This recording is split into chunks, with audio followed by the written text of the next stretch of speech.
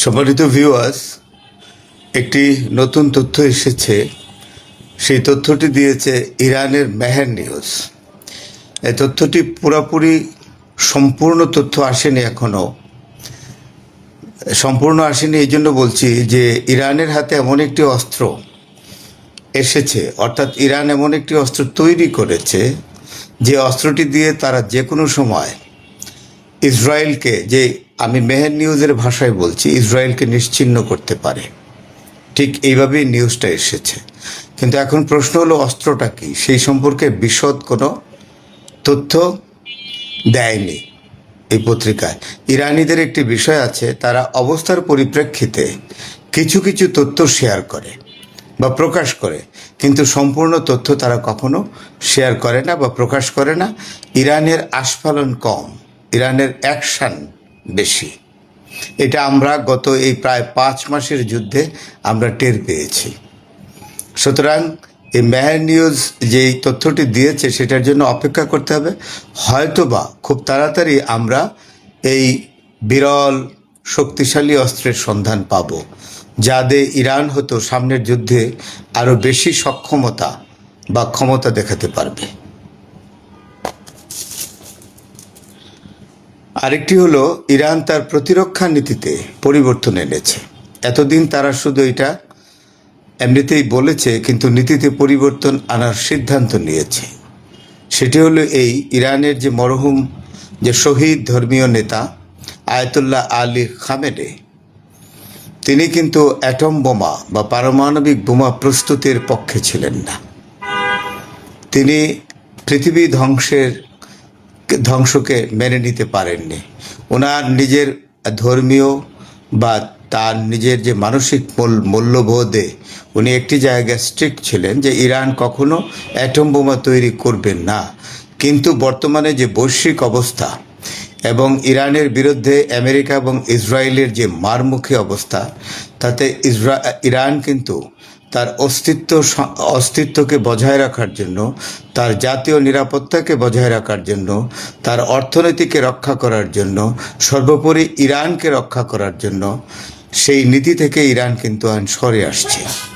এবং গতকালকে ইরান একটি বার্তা দিয়েছে যে আগের যে নীতি ছিল ইরানের, যে তারা পারমাণবিক বোমার দিকে অগ্রসর হবে না, বানানোর দিকে অগ্রসর হবে না, সেই নীতি থেকে তারা সরে এসছে। ব্যাখ্যা খুব স্পষ্ট যে সবার আগে দেশ, সবার আগে জাতি। সুতরাং জাতি এবং দেশকে রক্ষা করার জন্য ইরান পূর্বের নীতি, অর্থাৎ শহীদ আয়াতুল্লাহ আলী খামেনের নীতির পরিবর্তন করতে বাধ্য হচ্ছে। আর আরেকটি হলো, এখানে অক্টোবরের 27 তারিখ ইসরায়েলে নির্বাচন হওয়ার কথা, আর আমেরিকাতে একটি নির্বাচন হচ্ছে, সেটি মধ্যবর্তী মিড টার্ম ইলেকশন, সেটা হলো নভেম্বরের 3 তারিখে। এই দুটো নির্বাচনের পরে একটি পরিবর্তন আসবে। আমেরিকার প্রশাসনেরও একটি পরিবর্তন আসবে এবং ইসরায়েলি প্রশাসনেরও একটু পরিবর্তন আসবে। এখন দেখা যাক। তবে ইসরায়েল অত্যন্ত একটা জায়নিস্ট স্টেটে পরিণত হয়েছে, জায়নবাদী দেশ। তো সেই দেশে এত নেতানিয়াহুর ভবিষ্যৎ কী হবে জানি না। হয়তো সে যদি, বা নেতানিয়াহুর মতো লোক যদি আবার প্রধানমন্ত্রী হয়, তাহলে বিশ্বে কিন্তু অশান্তি থাকবেই, নো ডাউট। এবং তখন ইরানও বসে থাকবে না। ইরানও তার একেবারে সর্বোচ্চ অস্ত্র তৈরি, তো আমি যেটা সবসময় বলে এসেছি, তাদের হাতে আছে, তারা প্রকাশ করে না, কিন্তু সেটাই প্রকাশ পাবে।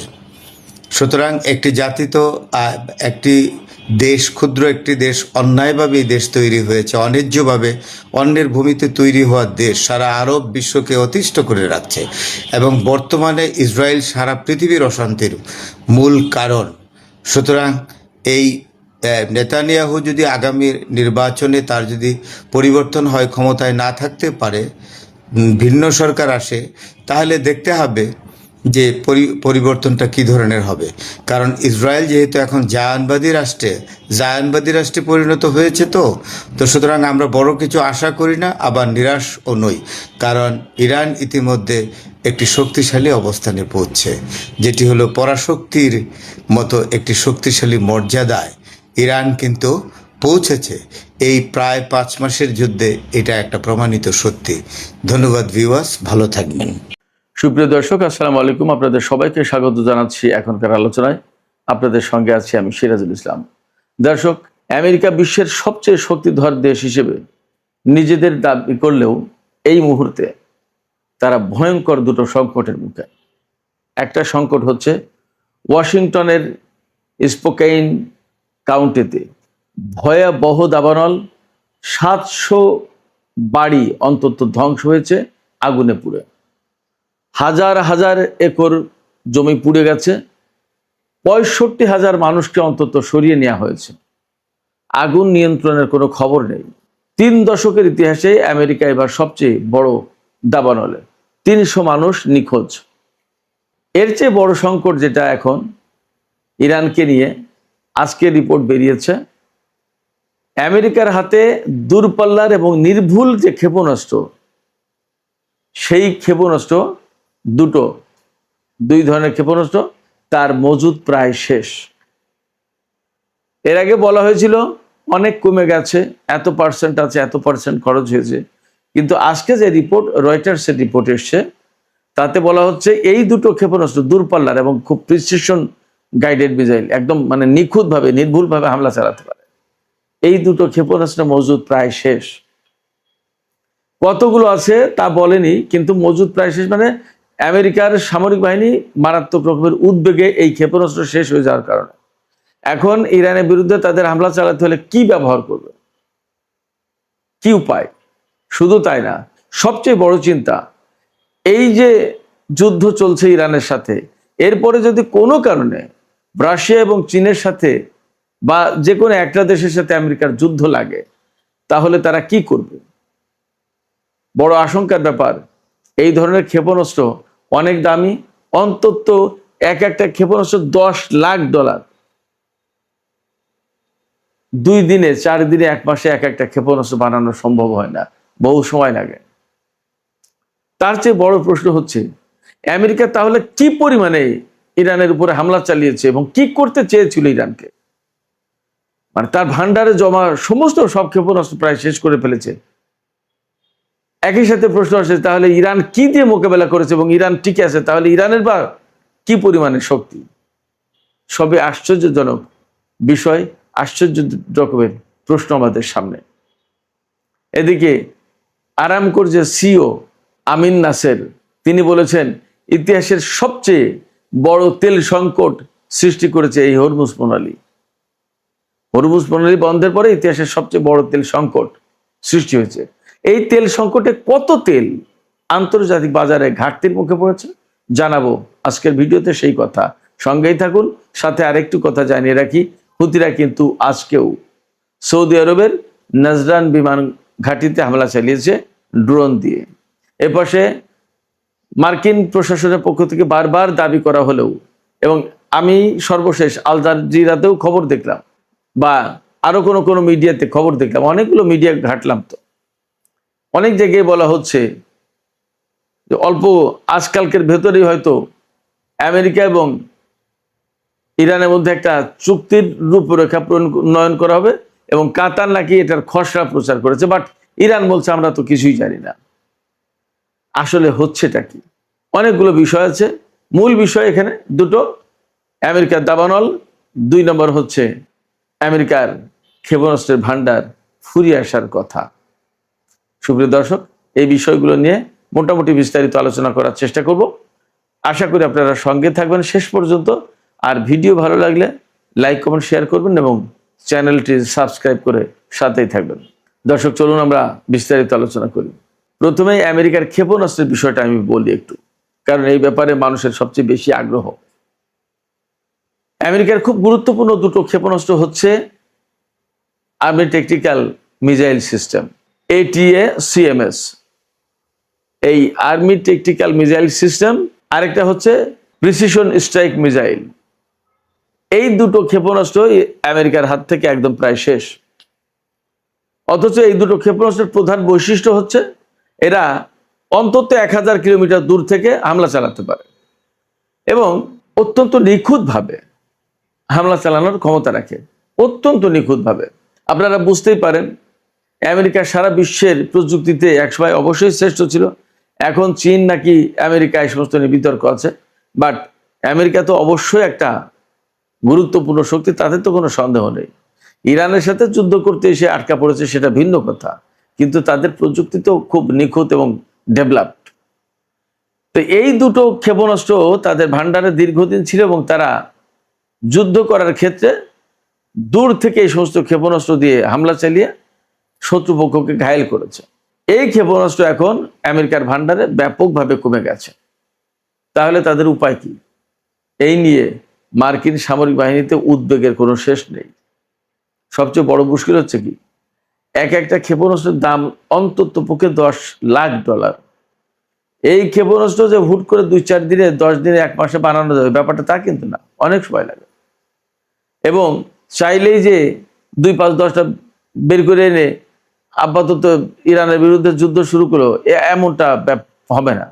এই যে ATACMS যেটা আর্মি ট্যাকটিক্যাল মিসাইল সিস্টেম, যেটা এটার চেয়েও আধুনিক প্রজন্মের ক্ষেপণাস্ত্র ব্যবস্থা হচ্ছে আপনার এই যে প্রিসিশন স্ট্রাইক মিসাইল যেটা, এটা। এবং এটা বলা হচ্ছে এটা অত্যাধুনিক এবং এটাই হবে আমেরিকার হামলা চালানোর ক্ষেত্রে প্রধান অস্ত্র আগামী কিছু বছরের ভেতরেই। সেই ক্ষেপণাস্ত্রের মজুদ যদি ইরানের সাথে যুদ্ধ করতে এসে ফুরিয়ে যায়, তাহলে আমেরিকার উপায় কি সামনে? এখানে বারবার একটা প্রশ্ন আসছে যে যদি রাশিয়া বা চীনের সাথে আমেরিকাকে যুদ্ধ করতে, তাহলে তারা কি করবে? এখানে আমি একটু প্রশ্ন করি যে প্রায় সময় যে প্রশ্ন আসে যে যদি রাশিয়া এবং চীনের সাথে যদি আমেরিকার যুদ্ধের প্রশ্ন আসে তাহলে কি করবে? এই প্রশ্ন আসে কেন? তাহলে কি ব্যাপারটা এইরকম যে এইরকম একটা আশঙ্কা আছে, বা ইরানের সাথে আমেরিকার যে যুদ্ধ হচ্ছে এর পরবর্তী ধাপের যুদ্ধ কি চীন এবং রাশিয়ার সাথে আমেরিকার হবে? ব্যাপারটা কি এইরকম? এবং তাহলে কি একটা বৃহত্তর পরিকল্পনার আওতায় এই যুদ্ধ হচ্ছে, যেখানে চীন, রাশিয়া, ইরান আমেরিকাকে আসলেই বিশ্ব মঞ্চ থেকে বিদায় দিতে চায়, বিশ্বের প্রধান শক্তি হিসেবে তাকে বিদায় জানাতে চায়, এবং সেটাই কি এককেন্দ্রিক বিশ্ব ব্যবস্থা থেকে বহুকেন্দ্রিক বিশ্ব ব্যবস্থায় পৃথিবীটাকে রূপান্তরিত করার কর্মসূচি হতে পারে? এবং আমি তো বলেই আসছি যে বহুদিন ধরেই বলছি, লিখছি, ইরান, রাশিয়া এবং চীন একটা বড় মিশন নিয়ে সামনে আগাচ্ছে। যা হোক, এই ক্ষেপণাস্ত্র আমেরিকার হাত থেকে প্রায় ফুরিয়ে গেছে। কতগুলো আছে নোবডি নোস সেটা বলছে না। এখানে প্রশ্ন আসছে যে তাহলে ইরানকে একেবারে মাটির সাথে মিশিয়ে দেওয়ার জন্য আমেরিকা কি পরিমাণে ক্ষেপণাস্ত্র ব্যবহার করেছে, কি পরিমাণে শক্তি ব্যবহার করেছে? শুধু তো আমেরিকা ব্যবহার করেনি, একই সাথে ইসরায়েল ব্যবহার করেছে। এবং আমেরিকা যতটা না ইরানকে মাটির সাথে মিশিয়ে দিতে চেয়েছে, তার চেয়ে বেশি ইসরায়েল মিশিয়ে দিতে চেয়েছে। কারণ ইসরায়েল সরাসরি তার নিজের জন্য ইরানকে হুমকি মনে করে। আমেরিকা ইরানকে তার অস্তিত্বের জন্য হুমকি মনে করে না, কিন্তু ইসরায়েল তার অস্তিত্বের জন্য ইরানকে হুমকি মনে করে। অতএব এখানে এই যুদ্ধে আমেরিকা যতটা শক্তি প্রয়োগ করেছে তার চেয়ে অনেক বেশি শক্তি প্রয়োগ করার কথা, অন্তত ইচ্ছা ছিল ইসরায়েলের, এটা বলতে কোনো দ্বিধা নেই। যদি তাই হয় তাহলে আমরা সহজেই অনুমান করতে পারি ইসরায়েল এবং আমেরিকা কি পরিমাণে শক্তি প্রয়োগ করেছে ইরানের উপরে। তারপরেও ইরান টিকে আছে। তাহলে ইরানের হাতে কি পরিমাণে শক্তি, তাদের হাতে কি পরিমাণে প্রযুক্তি, এবং তারা কতটা প্রতিরোধ করতে পেরেছে, এখান থেকে আমরা কল্পনা করতে পারি, বুঝতে পারি, একটা ধারণা পেতেই পারি। সুপ্রিয় দর্শক, এই জায়গা থেকে আমাদের সামনে আরো যে সমস্ত কথা আসে, যে সমস্ত বিষয়গুলো আমাদের সামনে ফুটে ওঠে, সেটি হচ্ছে আমেরিকার হাতে এই সমস্ত গুরুত্বপূর্ণ অস্ত্র ফুরিয়ে যাওয়ার কারণে, তারা অস্ত্রের ঘাটতির মুখে পড়ার কারণে ইরানের বিরুদ্ধে হামলা চালানোর হুমকি দিয়েও হামলা চালাচ্ছে না। ব্যাপারটা কি তাই? আমরা তো এখন বলতেই পারি, যা মনে হচ্ছে, যে ডোনাল্ড ট্রাম্প বারবারই বলছেন তাদের হাতে প্রচুর অস্ত্র আছে, বিশ্বের যে কোনো দেশের চেয়ে তাদের হাতে এখন বেশি অস্ত্র, এবং তারা প্রচুর পরিমাণ অস্ত্র উৎপাদন করছে এবং খুব দ্রুত এই সমস্ত ঘাটতি পূরণ করতে পারে। কিন্তু আসলে কি ব্যাপার তাই? যদি ব্যাপার তাই হবে তাহলে এই সমস্ত রিপোর্ট কেন বের হচ্ছে? তাহলে কি ইরানকে তারা ফাঁকি দেওয়ার চেষ্টা করছে? আমি ব্যক্তিগতভাবে মনে করছি ব্যাপারটা ফাঁকি দেওয়ার প্রশ্নে নেই, বরং ওইটাই সত্য যেখানে আমেরিকা অস্ত্রের ঘাটতির মুখে এবং তারা হামলা চালাতে পারছে না। দূরপাল্লার ক্ষেপণাস্ত্র দিয়ে হামলা চালাতে যখনই পারছে না, তার মানেই হচ্ছে এখন ইরানের আকাশে বিমান প্রবেশ করাতে হবে, ইরানের আকাশে বিমান নিয়ে যেতে হবে, ইরানের আকাশ থেকে ইরানের উপরে বোমা হামলা চালাতে হবে। তাহলে পরিস্থিতিটা কি দাঁড়াবে? তাহলে পরিস্থিতিটা যা দাঁড়াবে সেটা হচ্ছে আমেরিকার জন্য একটা দুঃস্বপ্ন হয়ে দাঁড়াবে। ইরানের যে ক্ষেপণাস্ত্র প্রতিরক্ষা ব্যবস্থা আছে, বিমান প্রতিরক্ষা বা আকাশ প্রতিরক্ষা ব্যবস্থা আছে, তা দিয়ে খুব দ্রুতই, সাদা বাংলায় বলে ফটাফট ফটাফট, মার্কিন বিমানকে ধ্বংস করবে। অনেকগুলো বিমান ভূপাতিত হবে, অনেকগুলো পাইলট মারা যাবে অথবা ইরানের হাতে ধরা পড়বে, আমেরিকা প্রচন্ড বিপদের মুখে পড়বে। এই পরিস্থিতি এড়ানোর জন্য তাদের হাতে অবশ্যই দূরপাল্লার ক্ষেপণাস্ত্র থাকা দরকার, কিন্তু সেই ক্ষেপণাস্ত্র ফুরিয়ে গেছে। কি করবে? মহাসংকটে আমেরিকা, মহাসংকটে। সুপ্রিয় দর্শক, এবার আমরা একটু মধ্যপ্রাচ্যের আরো কিছু বিষয় নিয়ে কথা বলে সর্বশেষ আমেরিকার দাবানল ভয়াবহ আগুনে কিভাবে পুড়ে যাচ্ছে, সারকার হয়ে যাচ্ছে ওয়াশিংটন, সেটা বলবো। ইয়েমেনের হুতিরা আজকে ড্রোন হামলা চালিয়েছে সৌদি আরবের নাজরান বিমান ঘাঁটিতে, বিমানবন্দরে, এবং হুতিরা দাবি করেছে তাদের নিজস্ব প্রযুক্তিতে তৈরি কামিকাজে ড্রোন দিয়ে এই হামলা চালিয়েছে এবং বিমানবন্দরে একটা কৌশলগত স্থাপনায় হামলা চালিয়েছে, যেটা খুবই গুরুত্বপূর্ণ। ক্ষয়ক্ষতির পরিমাণ জানা যায়নি। এবং হরমুজ প্রণালীতে ইরান কিন্তু একটি জাহাজে হামলা চালিয়েছে গত রাতেই, এবং হরমুজ প্রণালী আর বাবাল মান্দeb প্রণালী অনেকটা অচল অবস্থায় আছে, সেখান দিয়ে জাহাজ চলাচলের পরিমাণ খুবই কম।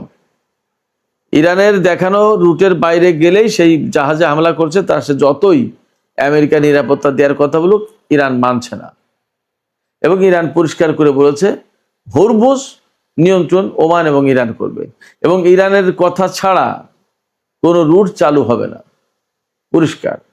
তার মানে মধ্যপ্রাচ্যে বা হরমুজ প্রণালী এলাকায় বা বাবাল মান্দeb প্রণালী, হরমুজ প্রণালী, এই এলাকায় ইরানের কথায় এখন সমস্ত সবকিছু চলছে, হচ্ছে এবং হবে যা পরিস্থিতি।